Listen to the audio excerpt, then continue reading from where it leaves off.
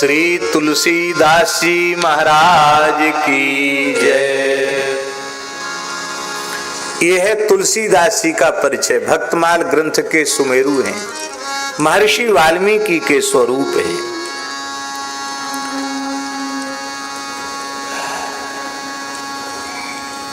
आप कल्पना कर सकते हैं रामचरितमानस न होता तो हम लोगों की क्या स्थिति होती। बड़ा उपकार है तुलसीदास जी महाराज का।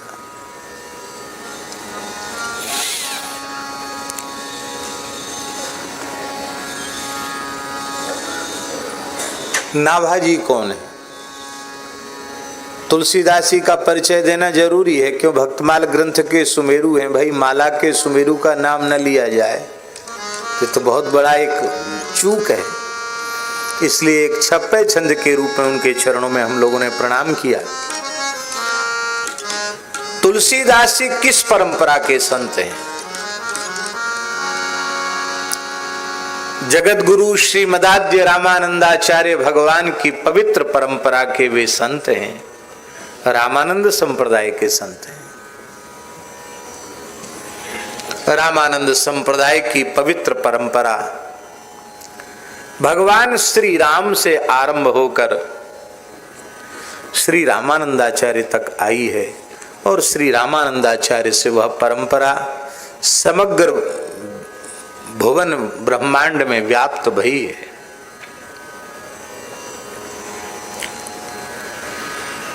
परव्योम्नि स्थितो रामः पुंडरीकायते क्षणः सेवया पर्याजुष्टम जानक्यै तारकम ददौ। नित्य साकेत में विराजमान श्री रघुनाथ जी ने सेवा से अत्यंत रीझ कर प्रसन्न होकर अपना मूल मंत्र श्री राम तारक सरक्षर मंत्र राज अपनी प्राण बल्लभा श्री किशोरी जी को प्रदान किया। श्री जानकी जी ने वह कृपा पूर्वक मंत्र अत्यंत लाडले प्यारे दुलारे श्री हनुमान जी को प्रदान किया और हनुमान जी ने भगवान श्री राम की आज्ञा से वह मंत्र श्री ब्रह्मा जी को प्रदान किया और ब्रह्मा जी ने उस मंत्र का आश्रय लेकर ही वेदों का ज्ञान प्राप्त किया, सृष्टि विस्तार की सामर्थ्य प्राप्त की और ब्रह्मा जी ने वह मंत्र कृपा पूर्वक अपने पुत्र परम प्रिय पुत्र वशिष्ठ प्राणाद वशिष्ठ संयज्ञ वशिष्ठ जी को प्रदान किया। वशिष्ठ जी ने वह मंत्र महर्षि पराशर को प्रदान किया और पराशर महर्षि ने वह मंत्र अपने पुत्र भगवान कृष्ण द्वैपायन व्यास जी को प्रदान किया। व्यास जी ने श्री राम तारक सरक्षर मंत्राज का आश्रय लेकर के ही वेदों का भाष्य किया और अष्टादश पुराणों को प्रकट किया, ब्रह्म सूत्र जैसे ग्रंथ को प्रकट किया। व्यास जी ने वह मंत्र अपने परम प्रिय शिष्य श्री सुखदेव जी महाराज को प्रदान किया और श्री सुखदेव जी महाराज ने वह मंत्र श्री बोधायनाचार्य जी को, जिनका नाम पुरुषोत्तमाचार्य भी है संप्रदाय में, उनको प्रदान किया। ये बोधायन महर्षि मिथिला के थे, आज भी मिथिला में बोधायन सर है। ये पौराणिक ऋषि हैं बोधायन ऋषि। बोधायन जी से यह मंत्र चल करके वशिष्ठावतार श्री स्वामी राघवानंदाचार्य जी तक यह मंत्र पहुंचा और श्री राघवानंदाचार्य जी ने इस मंत्र को साक्षात भगवान श्री राम ही जीव जगत के कल्याण के लिए श्री रामानंदाचार्य के रूप में प्रकट हुए। श्री रामानंद स्वयं राम प्रादुर्भूतो महीतले, उन श्री रामानंदाचार्य जी को प्रदान किया और श्री रामानंदाचार्य जी ने अत्यंत उदारता पूर्वक सर्वे प्रपत्तिरधिकारिण सदा वैष्णवतावज भास्कर में घोषणा की, सभी जीव भगवत शरणागति के सदा सर्वदा से अधिकारी हैं। सभी जीव भगवत शरणागति के अधिकारी हैं। पहले यह मंत्र केवल एक एक की परंपरा में ही था, पर स्वामी जी ने इसको उदारता पूर्वक सबको प्रदान किया। उनके शिष्यों में रैदास जी भी, उनके शिष्य रैदास जी चर्मकार कुल में सेन जी नापित कुल में, धनाजी जाट कुल में, सभी वर्णों के लोगों को उदारता पूर्वक उन्होंने भगवान की मंत्र का उपदेश किया, दीक्षा प्रदान की। और आचार्यों में सबसे बड़े काल तक श्री रामानंदाचार्य जी इस धरती पर विराजे। बड़ा अद्भुत चरित्र है श्री रामानंदाचार्य भगवान का। रामानंदाचार्य भगवान के संबंध में नाभाजी ने भक्तमाल में लिखा, श्री रामानंद रघुनाथ ज्यों द्वितीय से तू जग तरण कियो।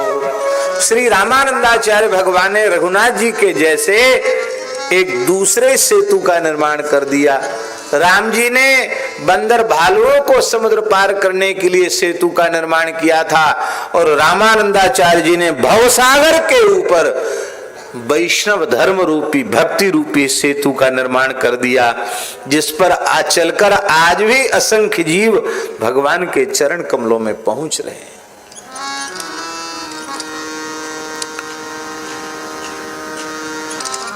श्री रामानंदाचार्य की पवित्र परंपरा में इतनी अधिक उदारता है, उनके कई शिष्यों में अनन्य कृष्णोपासक भी हुए। उनके कई शिष्यों में साक्षात श्री कृष्ण का दर्शन उनके शिष्यों ने प्राप्त किया। इसलिए नाभाजी महाराज ने उनके शिष्य अनंतानंदाचार्य जी के संबंध में कहा, रघुबर यदुवर गाय विमल कीरति संचोधन। एक साथ रघुवर यदुवर को गाया, और ये परंपरा पूरे संप्रदाय में। और यही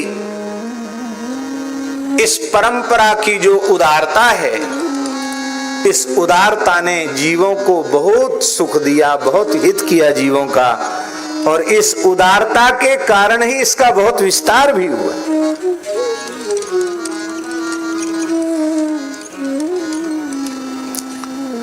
अब देखो,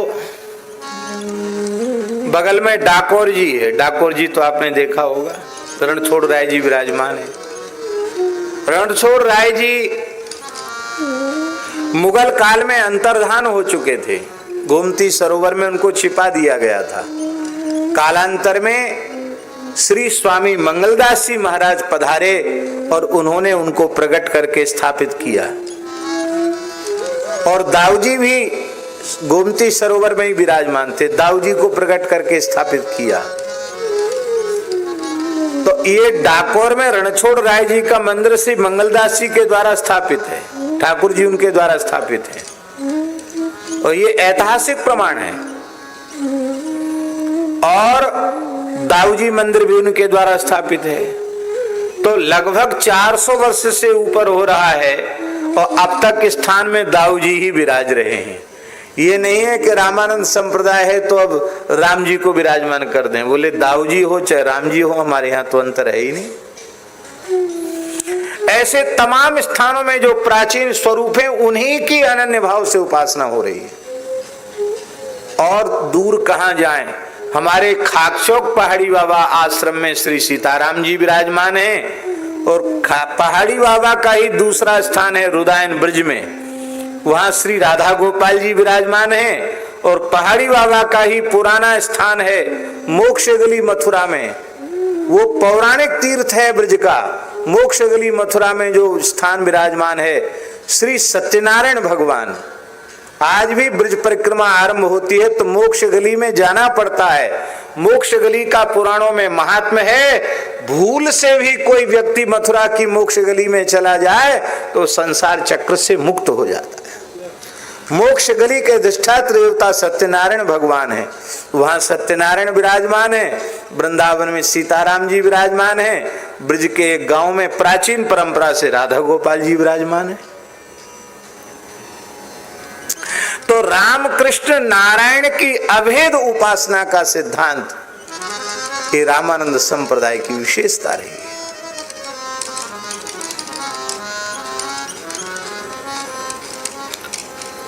रामानंद संप्रदाय रामानंदाचार्य जी के शिष्य हुए श्री स्वामी अनंतानंदाचार्य जी महाराज, और अनंतानंदाचार्य जी के शिष्य हुए श्री स्वामी नरहरियानंदाचार्य जी महाराज, और श्री नरहरियानंदाचार्य जी के शिष्य हुए गोस्वामी श्री तुलसीदास जी महाराज। ये परंपरा है तुलसीदास जी की गुरु परंपरा।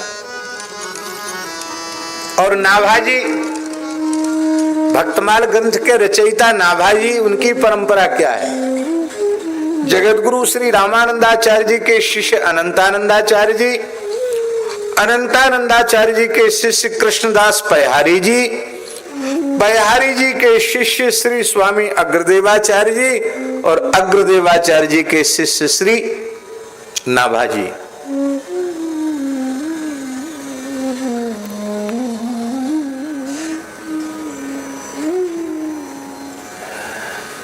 रामानंदाचार्य जी की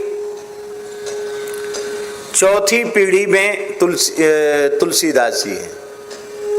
श्री रामानंदाचार्य जी, श्री अनंतानंदाचार्य जी, श्री नरहरियानंदाचार्य जी, तुलसीदास जी, चौथी पीढ़ी। और रामानंदाचार्य जी की पांचवी पीढ़ी में नाभाजी है। श्री रामानंदाचार्य जी, श्री अनंतानंदाचार्य जी, श्री पयहारी जी, श्री अग्रदेवाचार्य जी और श्री नाभाजी। तो एक ही संप्रदाय में, एक ही परंपरा में नाभाजी प्रकट हुए। और वो नाभाजी हमारे यहाँ साधुओं में भी संबंध होते हैं। वो नाभाजी भतीजा चेला लगते हैं तुलसीदास जी के, और तुलसीदास जी उनके काका गुरु लगते हैं। इन दोनों का संबंध है। तो तुलसीदास जी वाल्मीकि के अवतार, और वाल्मीकि जी ब्रह्मा जी के स्वरूप, और नाभाजी किसके स्वरूप है? नाभाजी भी साक्षात ब्रह्मा जी के ही स्वरूप है। किसके स्वरूप है? ब्रह्मा जी के स्वरूप। आप लोगों के मन में एक प्रश्न उठ सकता है, कभी आपने तुलसीदास जी को ब्रह्मा जी का स्वरूप बताया, भी नाभाजी को, दोनों का काल भी लगभग एक ही है, एक एक साथ दो दो कैसे हो गए? ये शंका आपके मन में नहीं होनी चाहिए। इसलिए नहीं होनी चाहिए कि मुक्तात्माओं में ऐसी सामर्थ्य होती है। वेद में लिखा है स एकधा द्विधा त्रिधा भवति। मुक्तात्मा अनेक रूप धारण करके जीव जगत के हित के लिए प्रकट होते, ये उनकी सामर्थ्य है। वे एक साथ अनेक रूपों में प्रकट हो सकते हैं। अब देखो, बहुत ध्यान से सुने। रोम रोम प्रति लागे कोटि कोटि क्या ब्रह्मांड। माता कौशल्या ने देखा, और प्रत्येक ब्रह्मांड में अयोध्या है, और प्रत्येक ब्रह्मांड में राम जी का अवतार हो रहा है। अब सोचो आप,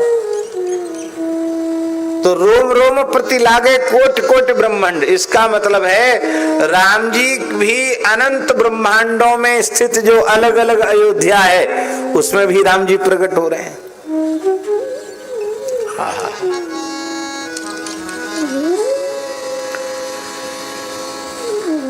योगियों में सामर्थ्य होती है तो ये तो साक्षात भगवत स्वरूप संत हैं। मुक्तात्मा महर्षि सौभरी भागवत प्रमाण है। सौभरी जी का भी नाम भक्तमाल में बड़े आदर से नाभाजी ने लिया है। ये महर्षि सौभरी, इन्होंने मानधाता की 50 कन्याओं से विवाह किया। और एक दिन मानधाता के मन में आया, राजर्षि मानधाता, कि मैं देखूं अपनी हमारी बेटी कैसी हैं। तो वो आए अयोध्या के चक्रवर्ती सम्राट, सप्तद्वीपवती पृथ्वी के एक छत्र सम्राट आए, तो अपनी बड़ी पुत्री के महल में गए।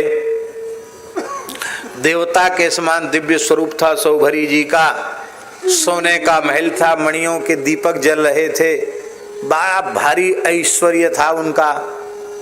बेटी से पूछा एकांत में मानधाता जी ने, पुत्री कैसी हो, प्रसन्न तो होना।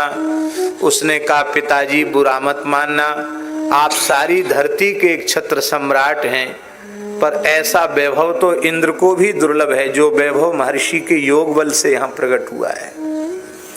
बहुत सुख है, सुख में है हम, बहुत आनंद में है। पर एक बात की हमको बड़ी भारी पीड़ा है। क्या पीड़ा है? बोले ये महर्षि इस महल को छोड़ के बाहर निकलते ही नहीं।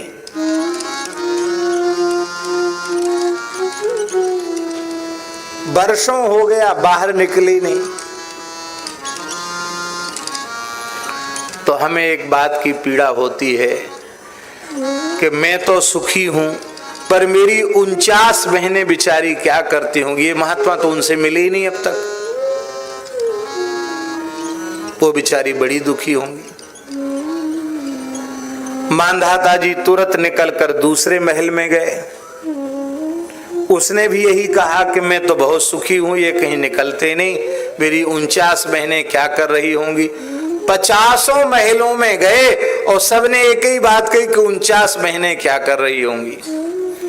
माने 50 महल में सौभरी जी एक साथ दिखाई पड़े।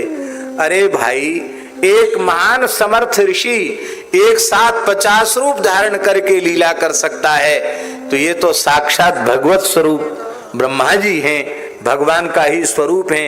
ये एक साथ 2-4 रूपों में प्रकट हो जाएं तो इसमें कौन सा आश्चर्य है। इसलिए शंका मन में नहीं करनी। ब्रह्मा जी को नाभा जी के रूप में अवतार क्यों लेना पड़ा?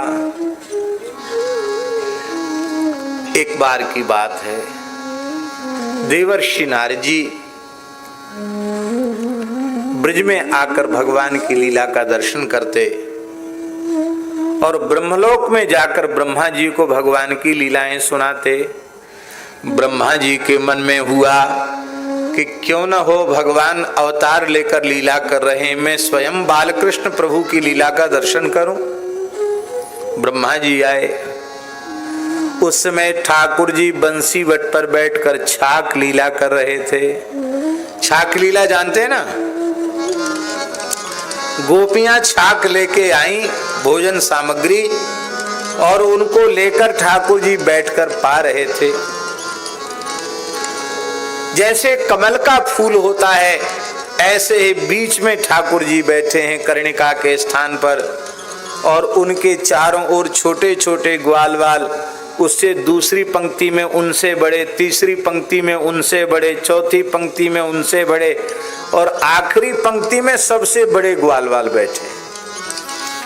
और सब एक दूसरे से हंस रहे हैं, खेल रहे हैं, एक दूसरे को अपना जूठा खिला रहे हैं और जूठा खा रहे हैं।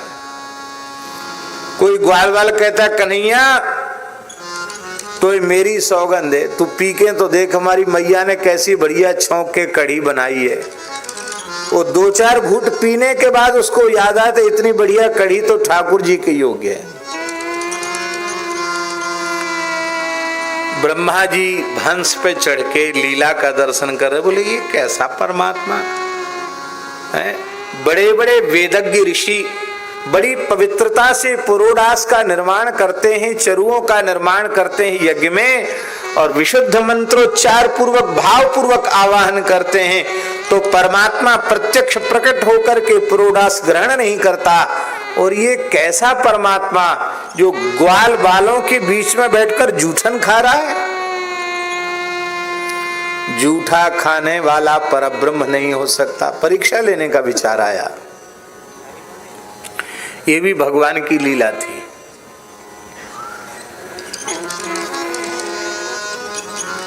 भगवान ने ब्रह्मा जी को भी चोर बना दिया। बोलो भक्त वत्सल भगवान की। क्यों बना दिया?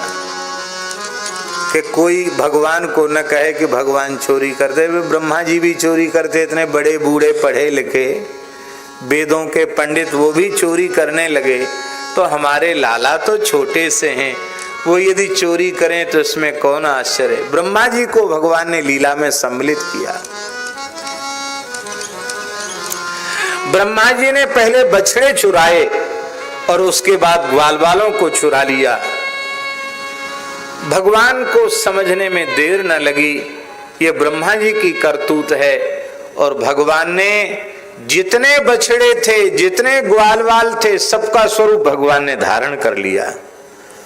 और भगवान ने ब्रह्मा जी को मोहित क्यों किया? इसलिए किया कि कई बार भगवान पद्मा गाय के मुख स्तन को अपने मुख में देकर दूध पीने लग जाते थे, पद्मा गैया का दूध। तो दूसरी गाय गोष्ठ की मन में व्याकुल होती, कभी ठाकुर जी हमारा भी दूध पिए। अब लाखों करोड़ों गैया हैं, कितनी का दूध ठाकुर जी पिए? इसलिए ठाकुर जी सबके बछड़ा बन गए, सबका मनोरथ पूरा हो गया। यशोदा जी की गोद में लाला को देख के वात्सल्य भाव वाली गोपियों के मन में आता, लाला हमारी गोद में बैठते तो आज ठाकुर जी सबकी गोद के खिलौना हो गए। आज ठाकुर जी ने सब पर कृपा की। 1 वर्ष तक भगवान बालक बछड़े बनकर भगवान ने लीला की। बाद में ब्रह्मा जी का मोह भंग हुआ। वो तो सोचते थे कि ब्रज में हाहाकार मच रही होगी, लेकिन देखा कि ब्रज का आनंद तो 100 गुना हो गया, 4 गुना नहीं, 100 गुना आनंद हो गया। अब चक्कर में पड़ गए कि बालक बछड़े यहाँ कैसे आए, ऊपर से नीचे, नीचे से ऊपर, ऊपर से नीचे, नीचे से ऊपर, कई चक्कर लगाए। अंत में ब्रह्मा जी बैठ गए। हमारे ब्रज में पूज्य पंडित जी महाराज, भक्तमाली जी महाराज ऐसा कहते थे, पंडित श्री जगन्नाथ प्रसाद भक्तमाली जी, वो तो कहते थे कि ब्रह्मा जी चक्कर लगाते लगाते थक गए तो केसी घाट पे बैठ गए। पंडित जी ऐसा कहते थे, केसी घाट पे बैठ गए थक करके कि हे भगवान क्या करें, वो सच्चे कि ये सच्चे, क्या हो रहा मेरी समझ में नहीं आ रहा है। तब तक ब्रह्मा जी ने क्या देखा कि सैकड़ों ऊंट लेन से जा रहे हैं। ब्रह्मा जी ने कहा आश्चर्य है, ब्रज में गाय तो देखी पर ऊंट तो पहली बार देख रहे हैं, राजस्थान के जहाज हैं ये तो, इतने ऊंट कहाँ से आए? सब पर सामान लदा हुआ है, मटेरियल लदा हुआ है। तो ब्रह्मा जी को जिज्ञासा हुई, सैकड़ों ऊंट निकल गए फिर भी लाइन बंद नहीं हो रही है।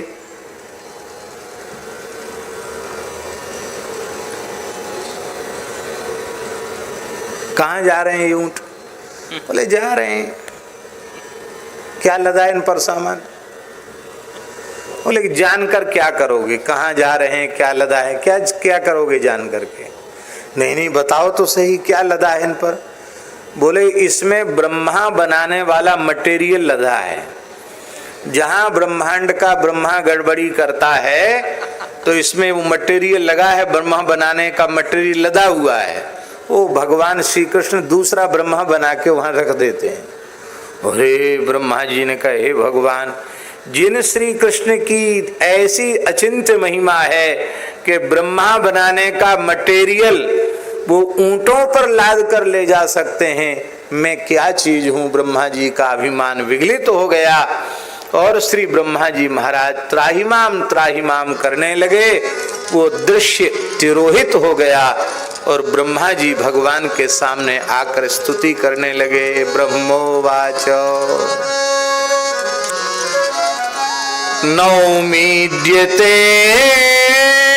भ्रवपुषे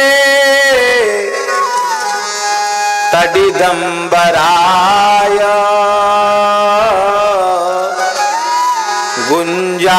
गुंजावतंस परिपिच्छलसन्मुखाय वन्यस्रजे कवलवेत्र विषाण वेणु लक्ष्मश्रिये मृदुपदे पशुपांगजाय।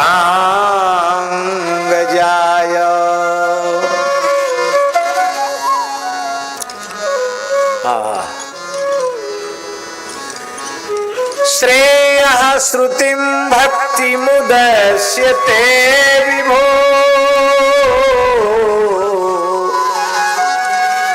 कृष्यन्ति ये केवल बोधलब्धये तेषामसौ क्लेशलये वशिष्यते नान्यद्यथा स्थूल तुषावघातिनाम्।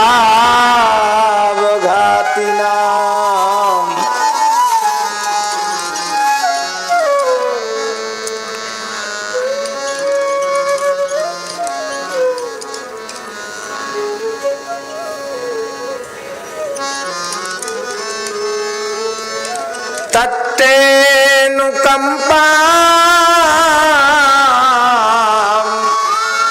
सुसमीक्ष्यमाणो भुञ्जान एवात्मकृतं विपाकं हृद्वाग्वपुर्भिर्विदधन् नमस्ते जीवेतयो मुक्तिपदे सदाय भाग। क्या अद्भुत स्तुति है। वाराणसी में प्रवचन हुआ था तो 4 दिन में ब्रह्म स्तुति हुई थी। 4 घंटे रोज प्रवचन होता था। क्या अद्भुत सुख मिला। अद्भुत है ब्रह्मा जी की स्तुति। खूब भाव उठ रहे ब्रह्मा जी की स्तुति के, पर हम उनको प्रणाम करते हैं। बहुत लंबी स्तुति ब्रह्मा जी ने की, पर भगवान ने उत्तर नहीं दिया। क्यों नहीं दिया उत्तर? यद्यपि ब्रह्मा जी ने जो कुछ किया भगवान की प्रेरणा से किया, पर भगवान इस लीला के माध्यम से हम लोगों को संदेश देना चाहते हैं।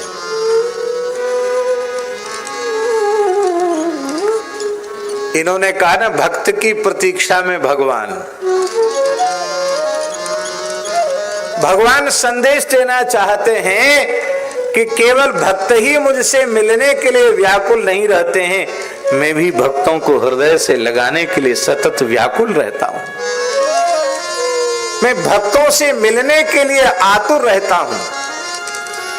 और मेरे प्यारे भक्त, बछड़े और ग्वाल बाल, ये सब मेरे भक्त ही हैं। इनको ब्रह्मा जी ने मुझसे 1 वर्ष तक दूर रखा। 1 वर्ष का मेरे भक्तों से वियोग कराया। तो जो मेरे भक्तों से वियोग करावे वह मुझे प्रिय नहीं हो सकता। जो मेरा भक्तों से संयोग करावे वह मुझे प्रिय है। ब्रह्मा जी का अपराध कोई बड़ा नहीं था। उन्होंने इतना ही तो किया कि बालक बछड़े माया में मोहित करके सुला दिए। इतना ही तो किया, तो कुछ बुरा नहीं किया। और इंद्र का संकल्प कितना बुरा था। इंद्र ने कहा सांवर्तक मेघों से कि ब्रज को खोद कर बहा दो। पूरे ब्रज को ही समाप्त करना चाहता था इंद्र। पर इंद्र के ऊपर भगवान नाराज नहीं हुए, प्रसन्न हुए। क्यों हुए प्रसन्न? क्योंकि 84 कोस के गोप गोपी, ग्वाल बाल, गैया, बछड़ा, बछिया सबको ठाकुर जी से 7 दिन 7 रात के लिए इंद्र ने मिला दिया। तो इंद्र के अपराध ने भगवान और भगवान के भक्तों का संयोग कराया, और ब्रह्मा जी के अपराध ने भक्तों का वियोग कराया। इसलिए भगवान ब्रह्मा जी से नाराज हो गए। हम बात नहीं करेंगे तुमसे।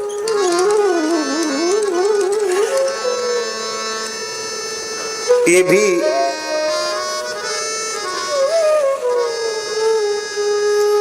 एक प्रकार है, एक प्रकार है बात नहीं करना। जिससे रुष्ट हो जाओ, नाराज हो जाओ, अब क्या उठपटांग बोले, क्या अनुशासन करें, अनुशासन में रहता नहीं, चुप हो जाओ, मौन हो जाओ। तो भगवान ने सोचा ब्रह्मा जी इतने पढ़े लिखे, इतने विद्वान, बताओ ऐसा काम कि क्या बोलना है इनसे। मत नहीं बोलते, बोले नहीं भगवान। कई प्रश्न पूछे ब्रह्मा जी ने स्तुति में, भगवान ने प्रश्नों का भी उत्तर नहीं दिया। ब्रह्मा जी की समझ में आ गया, मैंने भक्तों से वियोग कराया है। भगवान भक्तों की प्रतीक्षा में रहते हैं। मैंने 1 साल तक उनको तड़फाया भक्तों के वियोग में। मैंने अपने जो अपराध किया था उसका प्रायश्चित मुझे करना होगा। वेदों का ज्ञाता होकर के भी मैंने इतना बड़ा अपराध किया, इसलिए मुझे अब जन्म लेकर उसका प्रायश्चित करना होगा। ज्ञानवान होकर अज्ञानी के जैसा कार्य किया, इसलिए वे ही ब्रह्मा जी महाराज अपने अपराध के प्रायश्चित के लिए एक अंश से श्री नाभा जी के रूप में प्रकट हुए। और जन्मांध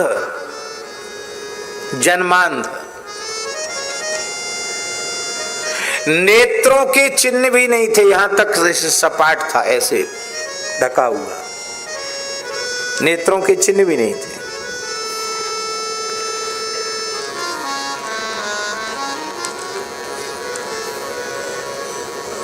कहां जन्म हुआ नाभा जी का?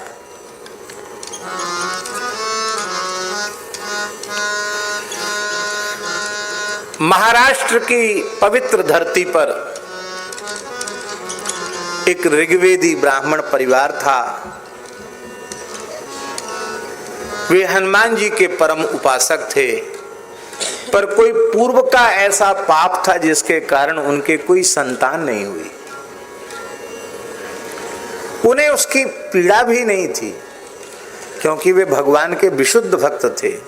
उन्हें किसी अभाव की अनुभूति नहीं थी, पर किसी प्रकरण में किसी महिला ने, किसी व्यक्तियों ने उनको पुत्रहीन कहकर अपमानित किया। कई बार ऐसा होता है कि क्षमाशील पुरुषों के मन में भी कोई बात लग जाती है और बैठ जाती है, उससे वो व्यथित हो जाते, एक समय समय की बात होती। तो उनको पुत्रहीन कहकर अपमानित किया।